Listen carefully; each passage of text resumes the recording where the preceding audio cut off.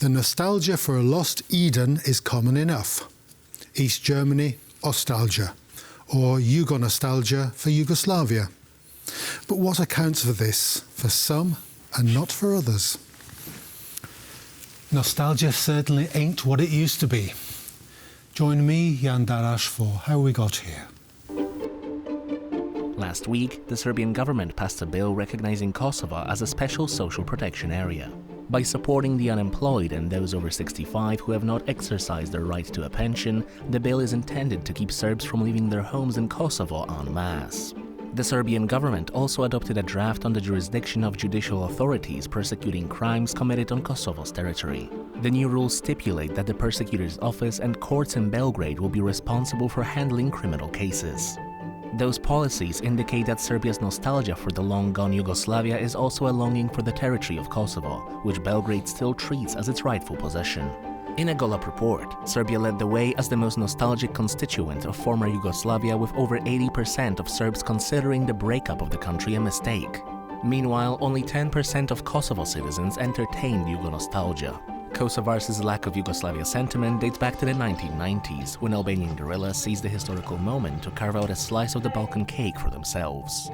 Kosovo eventually proclaimed its independence in February 2008, a move that Serbia did not recognize as legal. The number of Kosovo Serbs living in Kosovo remains debatable, with estimates in the area of 95,000, nearly half of whom live in North Kosovo.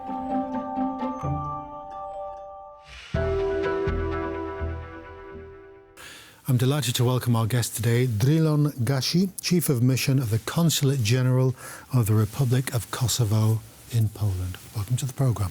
Great to be here. I'd like to start off with this a Gallup poll that seems to, among neighbouring countries of Kosovo, that there is a nostalgia for the breakup of former Yugoslavia, a big mistake, and Kosovo here seems to be an exception. There seems to be a very small proportion of inhabitants of the area, of the country, that regard this as a mistake. Is this a credible, first of all, is this a credible opinion poll, and how do you account for this disparity in how people from the region as a whole view their past? Thank you very much as well, again, for having me on your program. Without having studied the poll to know exactly if the methods were scientific and accurate, I will say... Does this kind of ring true, I suppose? It rings true, certainly. It's not surprising to find that Kosovo is has the least favorable rating, let's say, of the former Yugoslavia, for the reason that Kosovar Albanians were not free and wholly independent within the former Yugoslavia, and relative to other nations and communities had much lower democratic and economic rights. And so first, Kosovar Albanians within the former Yugoslavia had yearned to have a republic status commensurate with the other 6 republics within the former Yugoslavia, but ultimately to be a free and independent country. That being said, I recognize in Poland that Poles will look to the Yugoslav period and see that as a very prosperous country in Europe, as a country with great influence in Europe. And so Kosovar Albanians did see those benefits as well, were a part of the leadership of that federation, had in all ways, even though they weren't a republic in name, in all other ways had an equal status, and so had a rotating president of their own within the Yugoslav Federation. However, much of the rights that Kosovar Albanians had received came much too late within the former Yugoslavia, and then it was at many times a regime that was oppressive, violent, and exclusive to Kosovar Albanians. So it was the denial of statehood and to the nation of Kosovar Albanians. Is that the key? Indeed. If I can understand what and the lack of, and so, for example, it was only in 1974 when Kosovar Albanians gained rights to have a public university in their own language, although at the time they had been about 85% of the population of Kosovo, and the right to also express their identity through symbols that represented them. So in many ways, while the Federation at large had a leadership status in the world, within that federation, Kosovars were very much unequal members. For the most part. And what was the reaction when the Yugoslav Federation fell apart? I remember in the West, it was a very great shock to the system. How can this country, which was held up as a paradigm of how communism should be done, if that's a good way of describing it. It was a very prosperous country. People from the West seemed to go there holiday, all that stuff seemed to be, and then it fell apart. Right. I mean, and not to oversimplify that the history of the Federation, economic troubles had led to nationalist leadership within Yugoslavia, particularly Serb national leadership through Slobodan Milosevic, who we would all come to know later as the leader of the ethnic wars throughout the former Yugoslavia. That had shifted the belief in a federation that could be one of constituent nations and peoples into one in which it was really one dominant actor, Serbia at the time, looking to subjugate and subordinate all of the other peoples. And then so we had the succession of wars, Croatia, Bosnia, and then ultimately in Kosovo. And in the end, all of those other federal units of Yugoslavia yearned for their own independence and a reality in which their futures wasn't determined by, specifically by Serbia, but also by no one else within that former federation. Is that something that you, as a representative of your country, think this was, if only we could have had an equal status within the federation, that would have changed our attitudes to our neighbours? Is it one of those chances that were missed, and was the fall of the Yugoslavia a chance that was presented to your country? For us, it was probably the most difficult reality within the former Yugoslavia, dating back to the time in which Kosovo was actually conquered to be, let's say, engulfed in that initial federation, dating back to the beginning of the last century. And so it was very difficult, I think, for Kosovar Albanians at all times to see the hope of a Yugoslavia that would be equal for them. And so all throughout, the goal was to be in an independent and free Republic of Kosovo. And I find, as I'm learning more and more about Poland, one thing that Kosovo and Poland share is this a great value that they place on their own independence, because too often in the respective histories that was taken away. And so I don't believe that Kosovars ever saw the Yugoslav reality as one that would be sustainable for their national interests, although it came with times of prosperity. What about today? There's the NATO-led force there. That's going to be a permanent fixture, isn't it, given the tensions with your neighbours and with the constituent nationalities within the country? So the Republic of Kosovo very much hopes to be part of NATO, and there to be a transition from a NATO force being present in Kosovo today to Kosovo being part of NATO in the future. This year marks 25 years since that NATO mission was established in Kosovo, and likewise 25 years since Poland has contributed to that mission. So we're very grateful for that contribution of Polish people and Polish government to the mission. It plays a vital role today in maintaining safety and security within the country, but primarily from the threat of potential Serbian aggression. That being said, Kosovo now is working very closely with its partners to be a part of NATO, and then being a part of that common security infrastructure would allow for a natural transition of the force in Kosovo today. The guests I've had on the programme, they talk about the failure of the EU, for example, to expand quickly enough, to failure of NATO.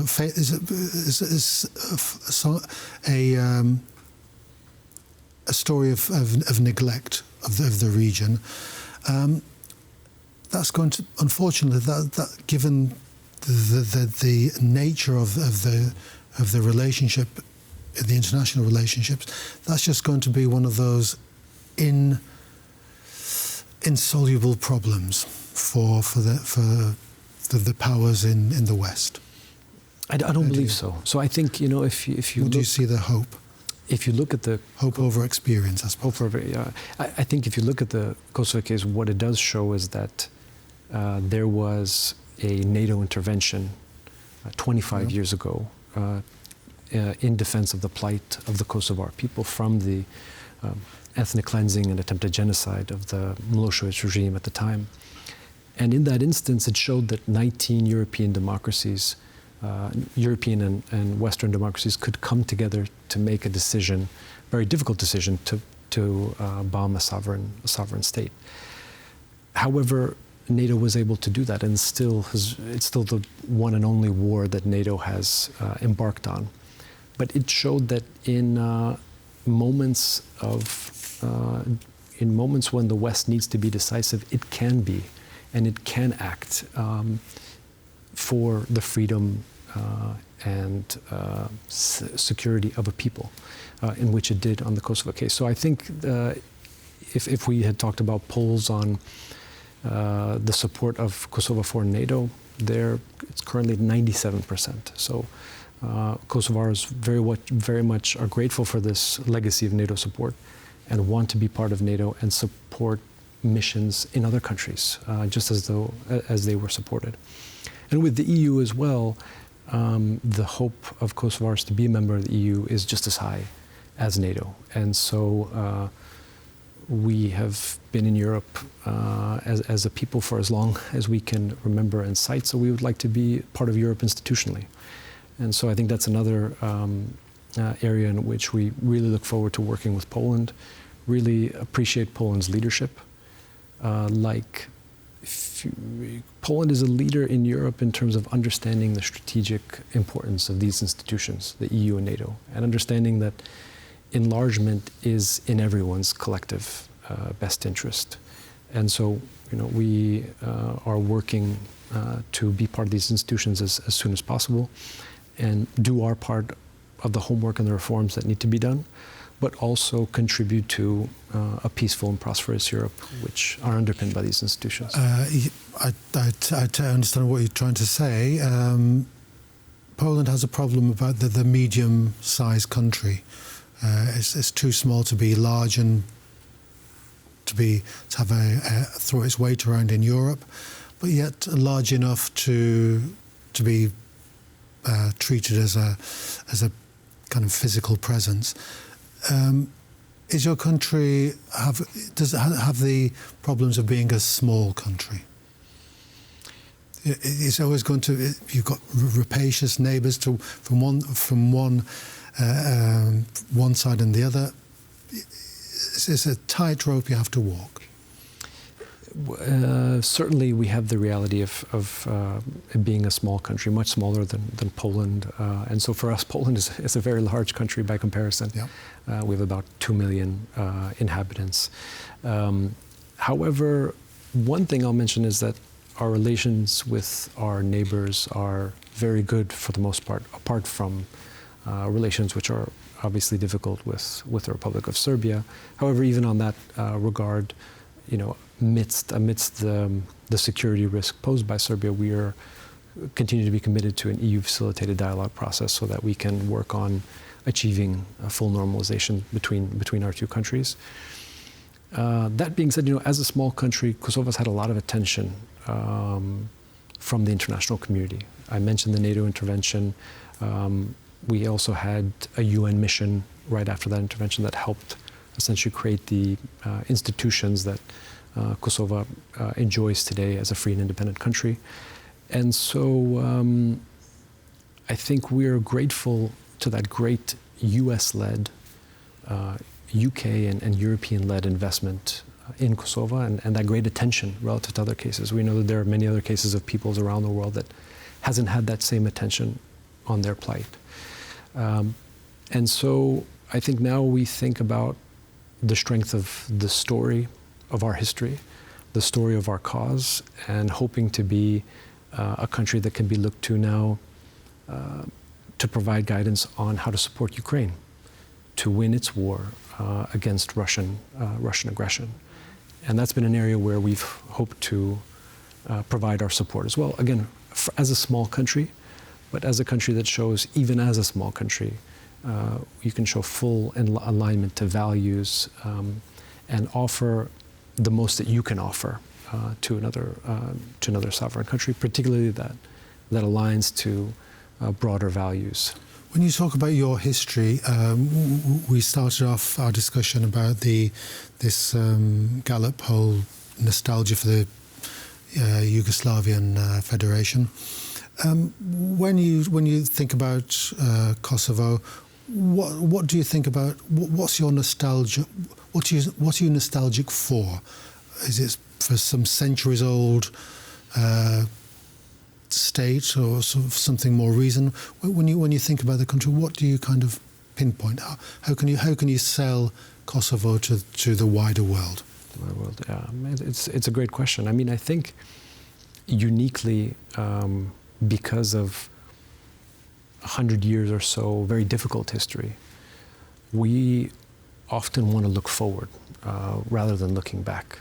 And so we hope that because of that Western support for our freedom and then eventually our independence, we can actually build a free and independent country that will offer and meet the hopes of our young people, of future generations, and that also can be firmly a part of the international community through institutions in which, its independence will never come into question again. And so I think we look forward more often than backward, but we do look backward in the sense that we also have a wealth of cultural heritage and history that probably less understood in the West. Right? Less understood, certainly in the West, dating back also to antiquity. And so I think we're looking to, as a country and as, an area of the Balkans that had been engulfed in war too often, much of that was, in harm's way, let's say. And so I think it is looking back in the sense of showing to Europe that we do have a wealth of our heritage, of our history that we want to offer. We have we have very much our own value to bring as a part of Europe, looking back at our history as well. Not just being Balkanized as we used to think about the Balkans, just a whole host of warring tribes and nations without any hope. So, but thank you very much, Dilan Gashi, for coming onto our programme. Thank you very much for having me. So that's all we have time for today. Do stay with us and join us next time for How We Got Here.